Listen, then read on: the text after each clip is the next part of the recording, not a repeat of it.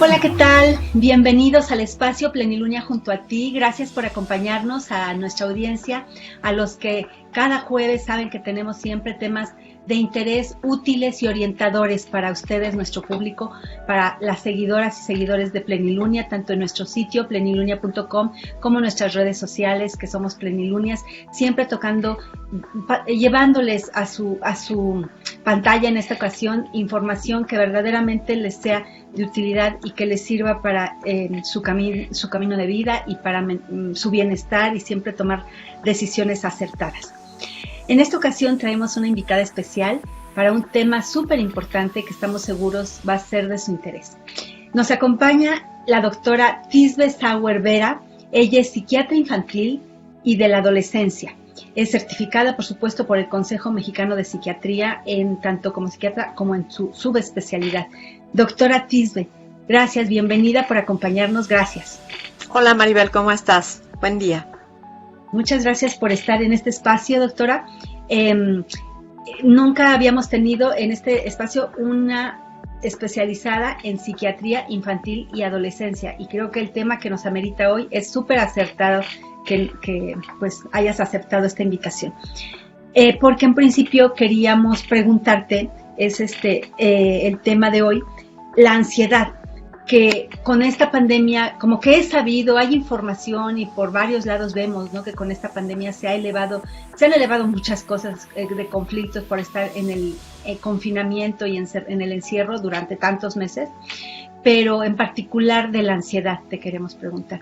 ¿Es cierto que sí, tú qué has detectado en tus consultas, en tu consultorio, verdaderamente sí está habiendo un incremento notorio de la ansiedad, bueno, y en particular en niños y adolescentes? Bueno, mira Maribel, la ansiedad es una circunstancia normal en nuestra vida. La ansiedad nos permite poder seguir viviendo, ¿no? Y poder hacer cosas para que nosotros nos cuidemos a sí mismos.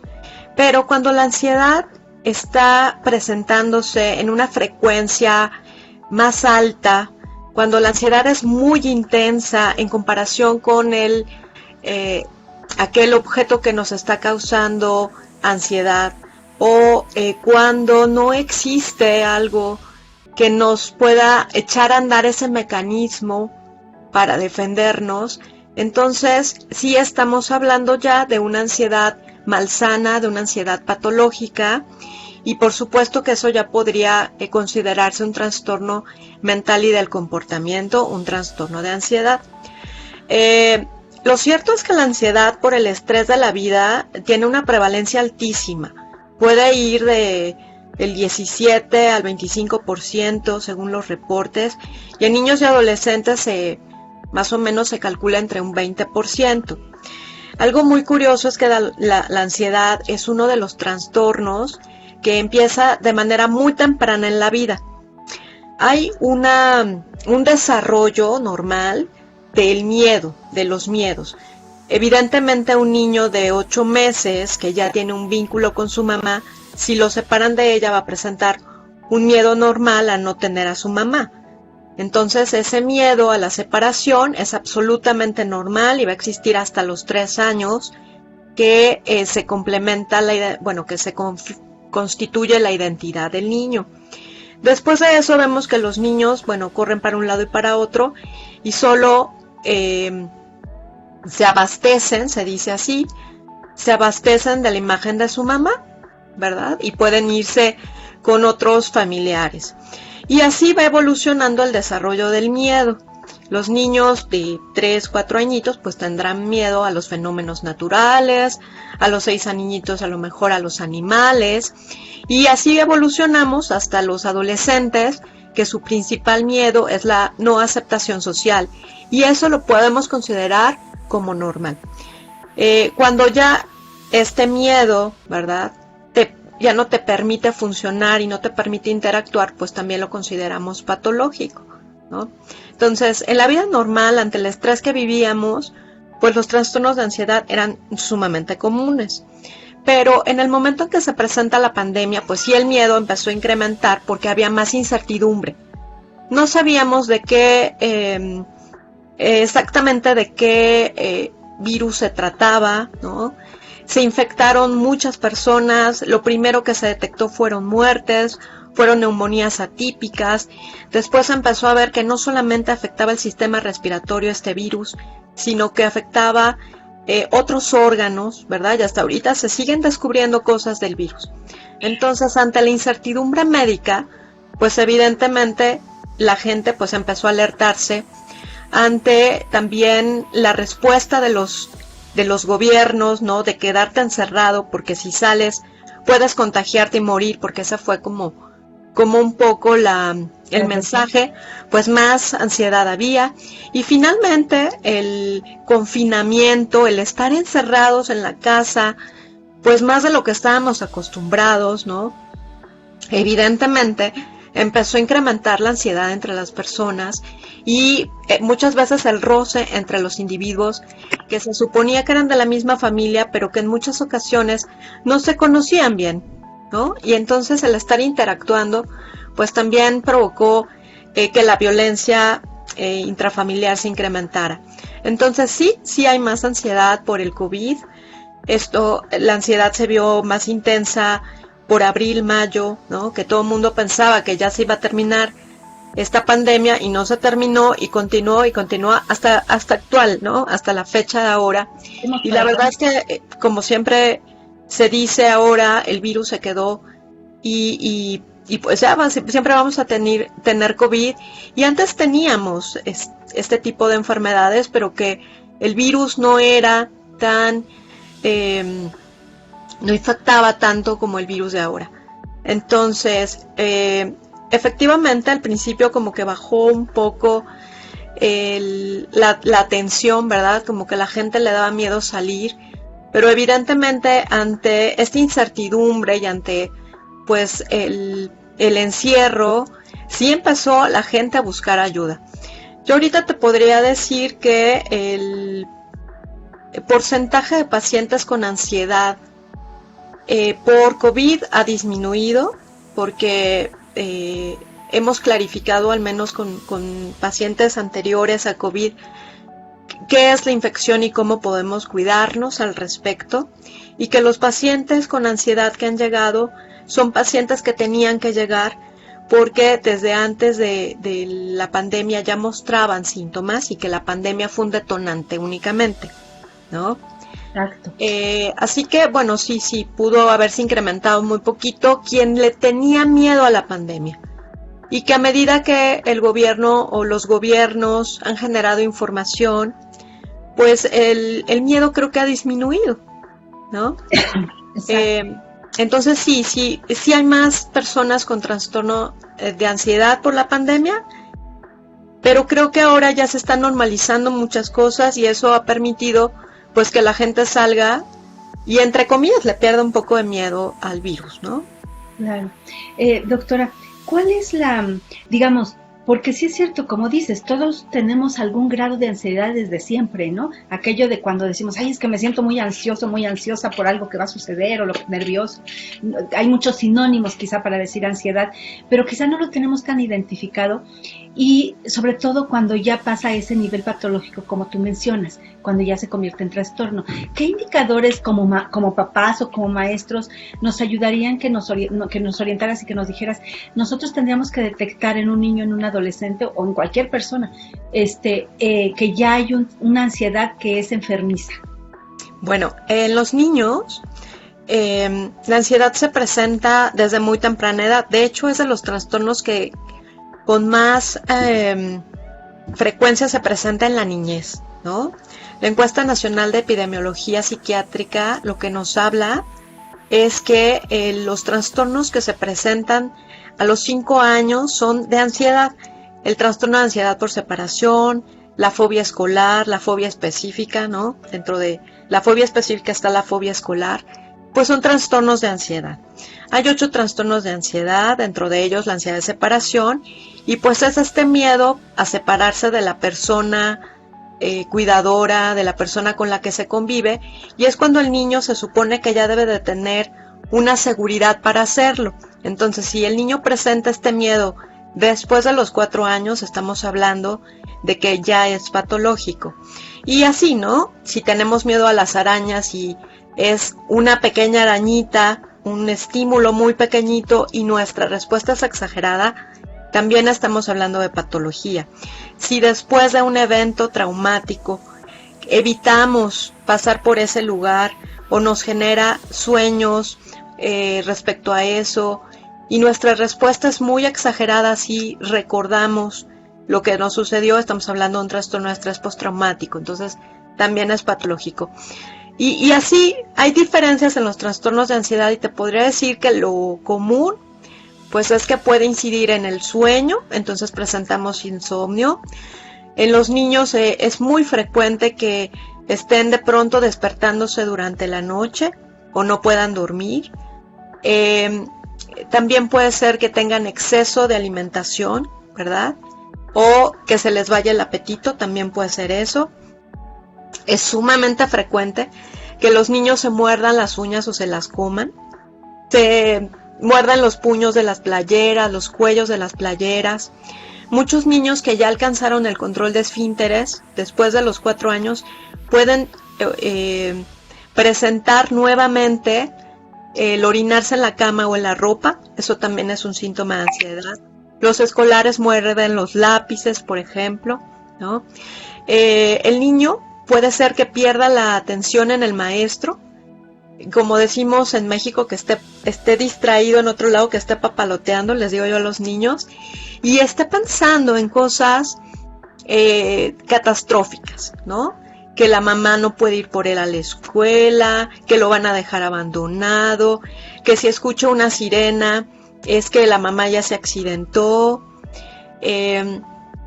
Estos son de los síntomas más comunes de los trastornos de ansiedad. Ok. Oye, ¿y qué sucede si no le pones atención? Digo, porque actualmente existen los ansiolíticos, ¿no? Que se entiende que ya hay tratamiento para niveles de ansiedad que son trastornos, como tú mencionas. Pero cuando una persona quizá tuvo una niñez y una adolescencia con ansiedad, nadie se dio cuenta, nunca se lo diagnosticaron, se lo confirmaron, así se siguió de largo, y en la adultez sigue siendo ansiosa, ¿va detonando en otras cosas o qué sucede? Bueno, algo muy importante de la ansiedad es el medio ambiente. Entonces, normalmente en niños que llegan con ansiedad siempre preguntamos el aspecto genético. Tiene mucho que ver el aspecto genético en la ansiedad, pero tiene más que ver el medio ambiente. Y normalmente vemos que son familias muy estrictas, ¿verdad? O familias también con pocos límites que dejan cierta responsabilidad en el niño, ¿no? En estos niños que a los 3 años, por ejemplo, les dicen los papás que a dónde van a comer, cuando es una decisión que tienen que tomar los papás, y los niños se ven muy abrumados por decisiones que no les corresponden, ¿no? Pero también, como te digo, la parte estricta, ¿no? Esa parte donde toda la familia son ansiosos y toda la familia, por ejemplo, tienen que cumplir con ciertas calificaciones o con cierta exigencia que se va heredando, ¿no? De generación en generación. Pues evidentemente los niños a veces se sienten estresados por tratar de cumplir las expectativas de los papás o de los maestros, de los abuelos, ¿no? Entonces, si es así, si empieza en la niñez y no le damos tratamiento, seguramente de adultos, de adolescentes van a tener igual trastornos de ansiedad, ¿no? Los niños con ansiedad por separación, a los 3, 4 añitos, vemos que en la edad adulta pueden presentar trastornos de pánico, ¿no? O sea, también hay una evolución de la enfermedad o trastornos de ansiedad generalizada. Eso es muy importante, ¿no? Pero como bien dices, Maribel, los trastornos tienen un tratamiento y la ansiedad es uno de los trastornos psiquiátricos que puede curarse si tenemos un tratamiento adecuado. El tratamiento que se debe de tener es con antidepresivos, porque los antidepresivos pues han demostrado, de acuerdo a ciertos estudios de medicina basada en evidencia científica, que tanto curan la depresión como curan la ansiedad, ¿sí? El tiempo mínimo que se deben tomar los antidepresivos es de 8 meses. En niños normalmente usamos ese tiempo mínimo, pero evidentemente mientras más va pasando el tiempo y más episodios de ansiedad tienes y esto evoluciona, pues quizá el uso de antidepresivos sea necesario alargarlo en un adulto. También se usan ansiolíticos, como bien dices. Los ansiolíticos pueden ser del tipo de las benzodiazepinas, ¿verdad? Y los psiquiatras infantiles y de la adolescencia también utilizamos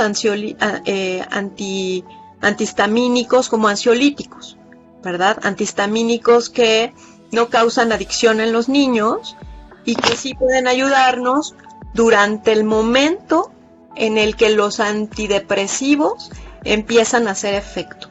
Un antidepresivo tampoco causa adicción y tarda en actuar a nivel cerebral 3 semanas. Entonces, durante ese tiempo, mientras tenemos una acción terapéutica del antidepresivo, usamos los ansiolíticos. Okay, a ver, pero entonces, hay antidepresivos que funcionan contra la ansiedad y por eso se les dice ansiolíticos. ¿Son una cosa o la otra? ¿O las dos cosas son al mismo tiempo? Ajá. En realidad los antidepresivos son el tratamiento de la ansiedad. Los ansiolíticos sí son un grupo distinto a los antidepresivos y pueden ser benzodiazepinas o antihistamínicos y únicamente se utilizan para disminuir la ansiedad, o sea, son ansiolíticos, pero no la curan, ¿sí? No la curan como un antidepresivo. Y normalmente son, digamos, no es ir a la farmacia y comprarlos, ¿verdad? Por supuesto, tiene que ser con el médico y con el médico psiquiatra. Así es. Los antidepresivos se venden sin receta médica, efectivamente, pero los psiquiatras elegimos qué antidepresivo prescribimos. O sea, eso es muy importante dependiendo del tipo de ansiedad que tenga, ¿no? Y de las características también del niño, de la edad del niño. Eso es muy importante porque nosotros vemos si es un antidepresivo que puede causar somnolencia y nos ayuda a que el niño duerma, o es un antidepresivo que active un poquito a la persona y los prescribimos en la mañana. O sea, quiero decirte que en psiquiatría y en psiquiatría infantil y de la adolescencia, más específicamente, es muy común la comorbilidad. O sea, no solo se tiene un trastorno, normalmente se tiene más de 2 trastornos mentales y del comportamiento. Entonces, es muy raro ver solo un trastorno en niños y adolescentes. Sumamente raro. Siempre nosotros tratamos de hacer una semiología y una historia del desarrollo que encontramos fácil 2 o 3 diagnósticos psiquiátricos. Entonces, con base en eso también elegimos el antidepresivo. Ah, mira, oye, pero entonces, cuando lo que pasa es que el problema es que en México no hay ni suficientes psiquiatras ni en el sector público, ni en el sector privado y menos en el sector público, desgraciadamente, ¿no? Creo que nos falta todavía fortalecer la atención de la salud mental y ya me dirás ahorita tú. Pero ahorita esto que mencionas, una persona o unos papás que ubiquen que pudiera ser o que ahorita estén escuchando y que pudieran sospechar de que su hijo tiene ansiedad, la sugerencia es mejor llevarlo con un psiquiatra para que lo vea, o con psicoterapeuta también puede atacarse la ansiedad. Bueno, mira, los médicos de primer nivel en México están entrenados para detectar esto. Los médicos de los centros de salud, ¿verdad? Entonces, los papás pueden llevar a los niños al centro de salud. El médico general o el médico familiar lo detecta y le puede dar tratamiento. Esto, si se va con psiquiatra o psicólogo, depende mucho del grado de intensidad de la enfermedad. Y también los psiquiatras y los psicólogos tenemos funciones diferentes, ¿no? Normalmente, si el trastorno es de una intensidad leve, pues con un tratamiento psicoterapéutico y con intervenciones hacia los padres, con psicoeducación, podría ese trastorno manejarse muy bien. En el trastorno de intensidad moderada es lo mismo, intervenciones psicoterapéuticas, psicoeducación, orientación a padres, que son cosas distintas, podría ayudarnos dentro de la terapia cognitivo-conductual es una de las que ha demostrado por medicina basada en evidencias que, bueno, tiene mayor eficacia. Y lo que sucede cuando el trastorno es de moderado a grave es que ya podemos los psiquiatras prescribir medicamentos. Entonces todo depende del grado en el que se presenta el padecimiento y, por supuesto, siempre nos va a ayudar la psicoterapia, la orientación a padres y la psicoeducación. Muchas veces también tenemos que hacer intervenciones con los profesores. Entonces lo que te puedo decir es que tenemos comunicación con los profesores. O sea, finalmente es un trabajo interdisciplinario muy interesante porque un trastorno mental no se trata solo por una persona. A diferencia de otras especialidades médicas, los psiquiatras, y en especial los psiquiatras infantiles y de la adolescencia, nos tenemos que comunicar con los profesores, con la psicóloga. Vemos si el niño necesita psicoterapeuta de familia también, o sea, si hay un problema familiar, y no solo mandamos al niño a terapia individual, sino también a los papás a terapia, ¿no? Vemos si los papás necesitan terapia individual o si con la terapia familiar es suficiente. Vemos el rendimiento del niño. A veces hay niños con trastorno del aprendizaje y eso les genera mucha ansiedad, ¿sabes? Que evoluciona un trastorno y también pues los mandamos a una intervención pedagógica. Entonces es muy importante, insisto, el diagnóstico que se tenga con el niño, ¿no? Y depende de eso qué intervenciones se van a tener. A pesar de eso, bueno, pues sí la eficacia de la psicoterapia oscila entre un 70 y 80%. La eficacia del tratamiento únicamente médico o farmacológico, si lo quieres ver así, también es una eficacia de 70 al 80%, depende del estudio. Pero siempre que se combinan las dos intervenciones, la eficacia aumenta al 90%. O sea, eso es indudable, ¿no? Y yo te podría decir si los papás están sensibilizados y van a terapia también y muchas veces tienen esta prudencia de intervenir con el niño de acuerdo a lo que ellos han vivido, ¿verdad? El niño mejora muchísimo, ¿no?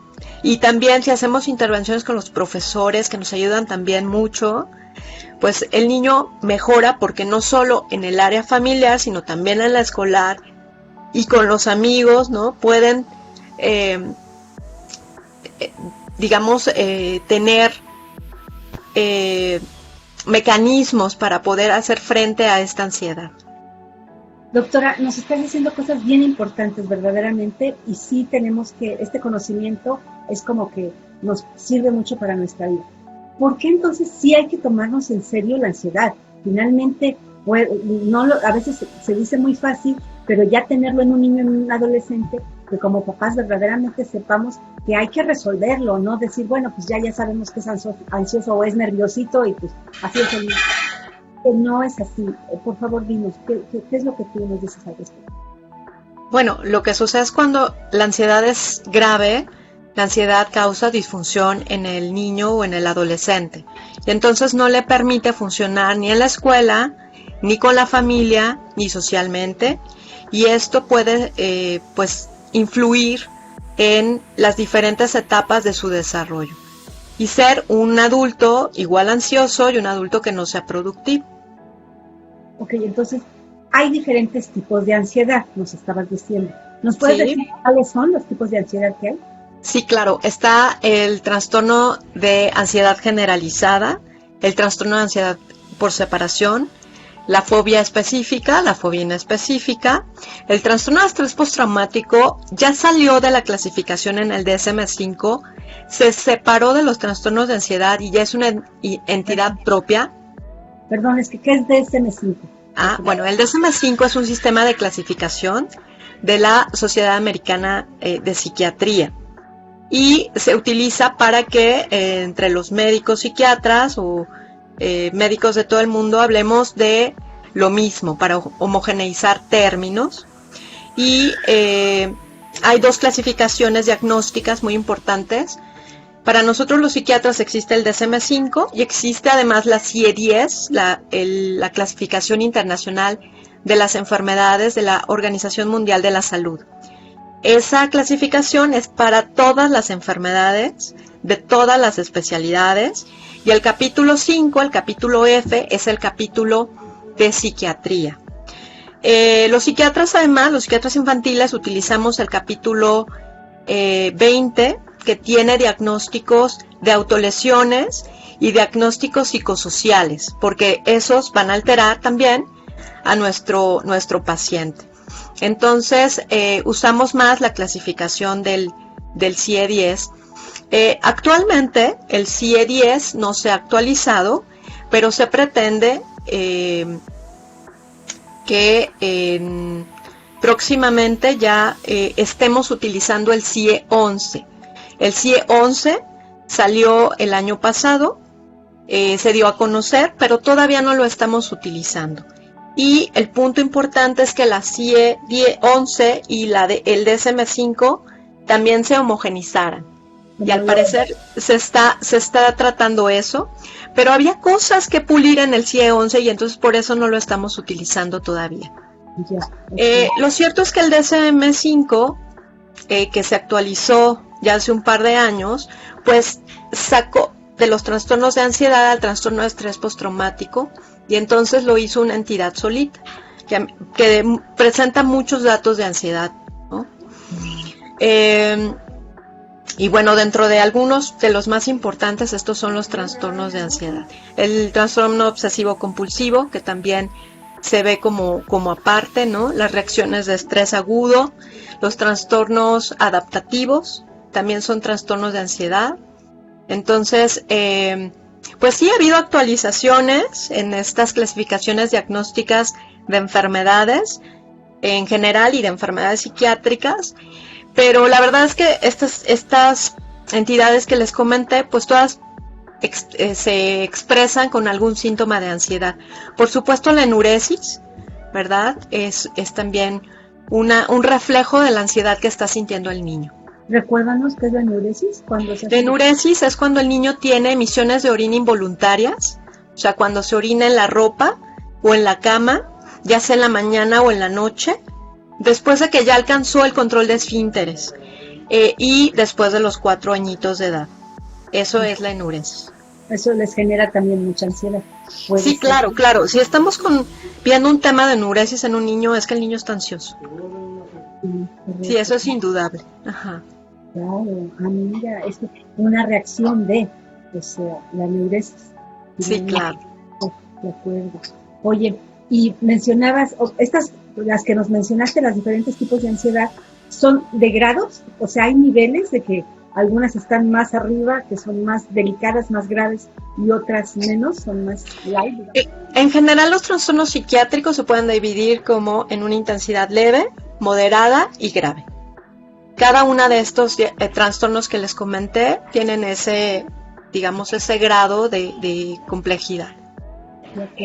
Y entonces, regresando a lo que mencionábamos de por qué hay que tomársela en serio, es porque finalmente no traes si estás padeciendo de ansiedad, entiendo yo, no estás viviendo a gusto, o algo te está limitando, te cuesta más trabajo las cosas, o ¿qué obstaculiza la ansiedad hacia una vida funcional, normal y productiva? Sí, bueno, es que la ansiedad te puede impedir que tú realices las cosas que debes de realizar para tu edad, o que te limites en evitar hacer cosas, ¿no?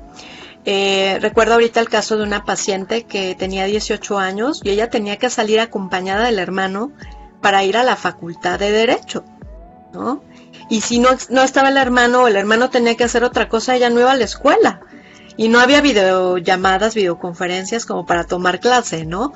Entonces, imagínate que no estuviera el hermano u otra persona que la acompañara, pues no podía ella desarrollar y desempeñar esa área académica. Lo mismo para ir a fiestas, no tenía amigos, es decir, el individuo no se desarrolla respecto a su edad. Igual los niños, ¿no? Que tienen miedo a separarse de la mamá a los 5 años, pues evidentemente no van a ir a fiestas sin la mamá, no se va a poder quedar con los compañeritos, tienen miedo de ir a la escuela, ¿no? Entonces, sí se altera el desarrollo de un individuo. Y cuando como adulto tienes ansiedad, ese tipo de ansiedad, la que tengas, ¿puede quedarse permanente? Sí, claro. ¿O puede pasar de una a otra? ¿O esa, para toda tu vida pudiste tener ese trastorno y nunca te lo diagnosticaron? Pero Sí, solo claro. lo que pasaste y lo que sufriste.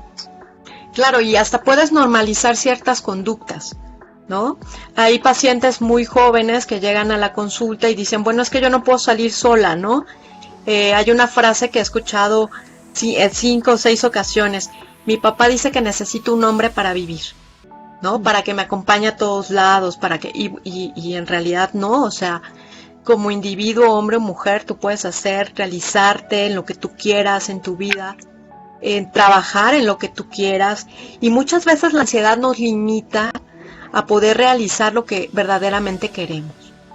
Fíjate, o sea, oye, ¿tienes idea, alguna estimación de qué proporción de la población llega a padecer ansiedad? Sí, bueno, más o menos entre un 17 a 21%. Imagínate, o sea, en México somos 130 millones de personas, o sea, eso significa que como unos 30 millones de personas están viviendo con ansiedad. Sí, la prevalencia es muy alta y bueno, lo importante es que se puede presentar desde muy chiquititos. Se pueda diagnosticar o detectar. Pero igual de adultos, digamos, si ya también tú sospechas o tienes esta información, pues mejor ir con un especialista o como dices, al centro de salud, ¿verdad? Sí, claro, y en el centro de salud ya el médico derivará, ¿no? Ya sea a psicólogo o a psiquiatra, dependiendo del grado de intensidad de la enfermedad. Evidentemente la ansiedad es un trastorno que tratamos los psiquiatras, ¿no? Porque a veces sí se pueden normalizar muchas cosas, ¿verdad? Pero los médicos generales, los médicos familiares, te decía que están siendo entrenados por nosotros psiquiatras, pues para poder detectar estas enfermedades a nivel de la comunidad y no esperar, ¿sabes?, a que pase el tiempo y a que el niño disfuncione y entonces sea un adolescente disfuncional, entonces un adulto disfuncional, porque sí se calcula que entre 7 a 14 años es el tiempo que se tarda un individuo en recibir atención psiquiátrica, ¿verdad? Y en el mundo el 75% de los individuos que requieren atención psiquiátrica no la reciben. Entonces son cifras muy importantes y, por ejemplo, en la etapa del desarrollo del niño, 7 años es muchísimo tiempo que perdemos. Lo que estás diciendo es que hay datos que revelan que una persona con problemas psiquiátricos tarda en detectar que los tiene o en ser diagnosticado de 7 a 14 años. Así es. La brecha de atención es altísima. Es larguísima. Así es. Pero es una falta de conocimiento, de cultura, de educación, de que pues uno no tiene idea de que pudieras tener eso. Ese es el problema, ¿no? Sí, claro. Uno es que normaliza a la gente muchas conductas y otro es el gran estigma que existe hacia las personas que tienen este tipo de enfermedades. Exacto. ¿No? Y el problema es en los niños. Imagínate, si empiezan desde chiquitos, ya cuando llegan a la juventud, pues terminan en una situación bastante difícil, ¿no? O ya que los limitan. Así es. Porque se va agravando. En el caso de la ansiedad se puede ir agravando. Se puede ir agravando. Se puede ir agravando y puede tener otros trastornos de ansiedad, ¿verdad? Que tenga comórbidos, ¿no? Si empiezas con un trastorno de ansiedad por separación y luego ya tienes un trastorno de ansiedad generalizada, por ejemplo, ¿no? Y después ya en la vida adulta ya tienes un trastorno de pánico. Respecto de un trastorno de ansiedad a uno de ansiedad generalizada, ¿cuál es la diferencia? Un trastorno de ansiedad generalizada es aquel que el individuo tiene ciertos miedos hacia cosas comunes en la vida, ¿no? Por ejemplo, ¿qué voy a comer hoy? ¿Cómo me irá el trabajo? ¿Cómo me voy a vestir? Y eso les genera mucha incomodidad, mucha ansiedad, ¿no? Y un trastorno, por ejemplo, un trastorno de pánico, se presenta con episodios que pueden durar de 10 a 20 minutos, en el que el individuo presenta alteraciones como taquicardia, dificultad para respirar, sensación de hormigueo en cualquier parte del cuerpo, pueden hasta paralizarse también, pueden sentir que en ese momento van a morir o van a perder el juicio, quieren salir corriendo, ¿verdad? Y son estas personas que de pronto caen en pánico. Vemos propiamente esto cuando tiembla, por ejemplo, ¿no? Y entonces cuando tiembla, las personas se desesperan, ¿verdad? Tienen una ansiedad que no pueden controlar, y esa es la crisis de pánico. Y los individuos que tienen el trastorno la presentan sin un evento, ¿sí? O sin un estímulo. Tú estás sentado viendo tu televisión y en ese momento sientes la descarga adrenérgica, ¿verdad? Y es como si estuviera temblando, pero no está temblando, todo está tranquilo, no hay un estímulo que lo esté produciendo. Entonces algo sucede en el cerebro con la ansiedad, evidentemente. Sí, claro. ¿Es una falta de sustancia? Sí, bueno, los trastornos mentales en general, pues existe un desequilibrio en las diferentes sustancias del cerebro, evidentemente, ¿no? La representación pues puede ser muy distinta. Y las causas, bueno, ya nos dijiste, pueden ser genéticas o pueden ser ambientales. Las causas son multifactoriales, o sea, no existe como en COVID, ¿no? Un virus es el que te causa la enfermedad, no. En psiquiatría las causas son multifactoriales, es el gen más el ambiente, lo que suma puede hacer que se exprese la enfermedad. Evidentemente hay enfermedades psiquiátricas en las que la genética es mucho mayor en su influencia, ¿verdad? La esquizofrenia, el trastorno por déficit de atención, el trastorno bipolar, el autismo, son trastornos que la influencia genética es sumamente importante, ¿no? Y hay en otros como en la ansiedad, que el factor ambiental puede tener mayor importancia y que al combinarlo con lo genético, pues desencadene este padecimiento, ¿no? No, perdón, termina.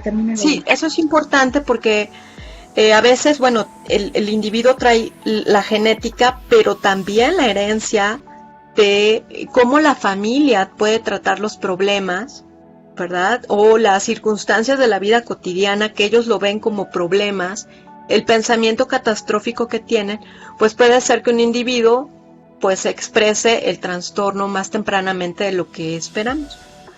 De acuerdo. Oye, pero entonces, si hay tratamiento para la ansiedad, ¿podemos decir que es curable? Sí, claro. De acuerdo. O sea, curable teniendo un tratamiento de por vida, o puede ser que tenga una etapa de tratamiento y ya definitivamente llega un momento en que ya no lo requiere. Sí, es posible, o sea, esto no es de por vida, ¿no? Si las personas toman su medicamento como se indica, van a psicoterapia, hay intervenciones apropiadas para cada circunstancia que estén presentando, por supuesto que los individuos dejan de requerir el tratamiento, se pueden dar de alta, digamos, ¿no? Y algo muy importante es que la percepción de las circunstancias puede cambiar, ¿sí? A veces los individuos ante ciertas circunstancias se abruman, ¿verdad? Y justo la psicoterapia hace que la forma en la que piensas sea diferente. Y entonces la secreción de neurotransmisores es distinta, cambia. O sea, ¿cuál cambias tu chip? Exactamente. Cognitivo-conductual, como dice. Esa es la intención de esa terapia, ¿no? De la terapia cognitivo-conductual. De acuerdo.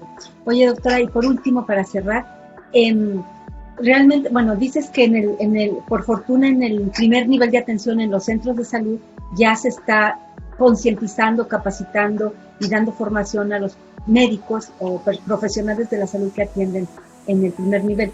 Pero desafortunadamente, como dices, se requiere ir con el psiquiatra, sobre todo cuando ya tiene una situación delicada o más grave y esto. Pero no hay suficiente infraestructura en México. Digamos, acaba de pasar el Día Mundial de la Salud Mental, todavía estamos en el mes de la salud mental, podríamos decir, y verdaderamente nos falta mucha conciencia, mucho conocimiento. ¿Qué consideras que en México se requeriría para poder ponerle más atención y fortalecer la atención a la salud mental en general? Bueno, en México y en el mundo es necesario invertir en salud mental. ¿no? Desde principios del 2001, que sale este informe de salud mental por la Organización Mundial de la Salud, ya era necesario invertir en salud mental, ¿no? Entonces, eso es lo que necesitamos más capacitación a los profesores, al primer nivel de atención, al personal paramédico, ¿verdad?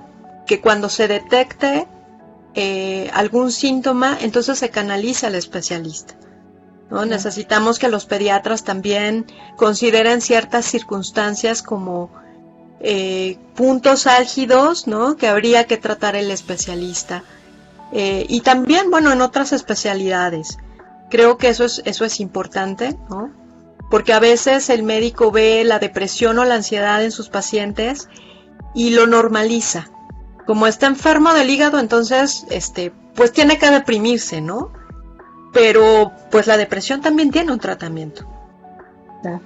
Entonces, sí podemos trabajar en conjunto, ¿no? Interdisciplinariamente, y poder tratar los padecimientos que tenga el individuo.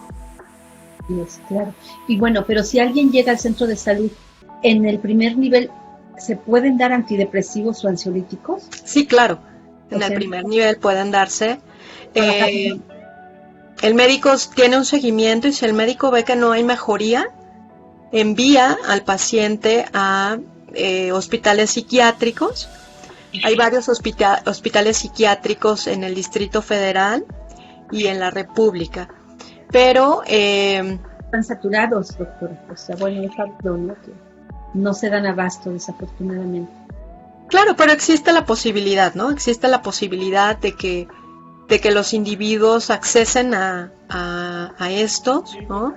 Hay centros comunitarios de salud mental, que son los ECOSAM, que también existen 3 en el Distrito Federal y dan atención como un primer nivel, pero es especializado en psiquiatría y psiquiatría infantil, ¿no? O sea, sí hay lugares, hasta el CISAME, hay CISAMES en cada municipio, sí, y hay CISAMES en los estados, por supuesto.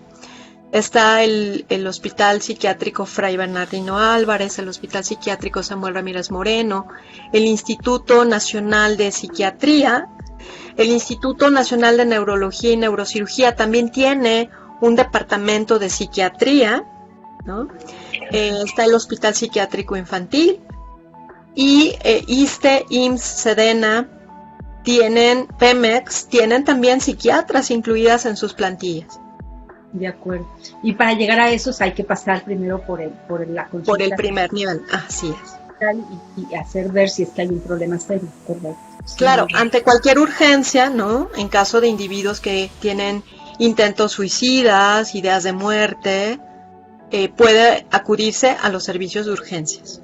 Ay, sí. Bueno, ya quiero despedirte, pero nada más por último, por favor. Porque finalmente también en septiembre fue el Día Mundial del Suicidio, del combate al suicidio. Exactamente, 10 de septiembre. Hay datos de que está subiendo el suicidio en jóvenes y en niños, oye, es una tragedia terrible, que no puede ser que menores de 12, 13 años estén quitándose la vida. ¿Tú consideras que la ansiedad es un factor que está elevando esos índices de suicidio? Sí, bueno, puede ser un factor. El fenómeno del suicidio es multifactorial también. Puede ser un factor. Evidentemente, pues está la depresión, el trastorno bipolar, los trastornos de personalidad.